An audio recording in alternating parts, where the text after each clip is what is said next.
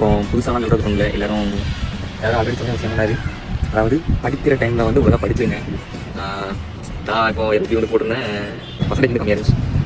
So வந்து கிடைக்க seat வந்து கிடைக்கிட்டாங்க. அப்புறம் சரி ஓகே அப்படின்ட்டு எம்ஏ ஏதாவது பண்ணலாம் அப்படின்னு சொல்லிட்டு எம்ஏ கேட்டிருந்தேன். ஃபில் ஆகிடுச்சு. அதாவது அட்மிஷன் வந்து போட்டாச்சு அப்படின்னாங்க. எது பண்ணுறதா இருந்தாலுமே கரெக்டான டைமிங் வந்து வெயிட் பண்ணிட்டு இருக்காங்க. கிடைக்கிற டைமிங்கில் வந்து கரெக்டாக பண்ணிடுவேன், அவ்வளோதான். அது படிக்கும்போது சொல்ல நல்லாயிருக்கும். ஜாலியாக கட்டடி சுற்றுறதுக்கு, பசங்களோட சுற்றுறதுக்கு, எக்ஸாம் கட்டடி சுற்றுறதுக்கு, படிக்கும்போது எல்லாமே நல்லா தான் இருக்கும். அது வந்து படித்து முடிச்சுட்டு வெளியே வரும்போது தான் யோசிப்பேன், கண்டிப்பாக யோசிப்பீங்க இன்னும் கொஞ்சம் நல்லா படிச்சிருக்கலாமே, இல்லை ஒரு சீட்டுக்காண்டி அலைய வந்துமா நம்ம அலைஞ்சி நம்ம கூட ஒரு அலைய வச்சு அப்போ தோணும் சரி இன்னும் கொஞ்சம் நல்லா படிச்சிருக்கலாம் அப்படின்ட்டு. எனக்கு தெரிஞ்ச அளவுக்கு நான் அவ்வளோலாம் வேஸ்ட் பண்ணல, நான் வேஸ்ட் பண்ணேன். ஆனால் அதுக்கு மாதிரி சும்மா வந்து சுற்றிட்டு அந்த மாதிரிலாம் இல்லை. காம்படிஷன்ஸ் போன காலேஜில் அப்படி ஒரு மாதிரி யூஸ்ஃபுல்லாக தான் ஸ்பெண்ட் பண்ண டைம் ஃபுல்லாத்தையும். இருந்தாலும் இப்போ தோணும் நல்லா படிச்சிருக்கலாம் அப்படின்ட்டு. ஸோ படிச்சுட்டு இருக்கீங்க அப்படின்னா ஒழுங்காக படிச்சிருங்க. அதுக்கு 100 தான் எடுக்கணும்னா இல்லை, ஒரு 80-70 எடுத்து வச்சுருங்க. இந்த ஜஸ்ட் பாஸ் அதெல்லாம் வச்சுட்டு ஒன்றுமே பண்ண முடியாது.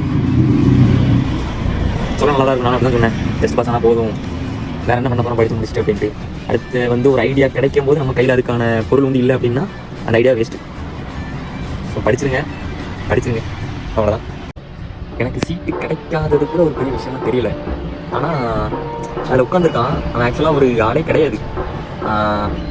அவன் அவ்வளோ அசால்ட்டாக உட்காந்து பதில் சொல்லுதான், தம்பி இந்த மார்க்குக்கு எப்படிப்பா சீட்டு கிடைக்கும், கண்டிப்பாக கிடைக்காது, வேறு ஏதாவது காலேஜ் ட்ரை பண்ண.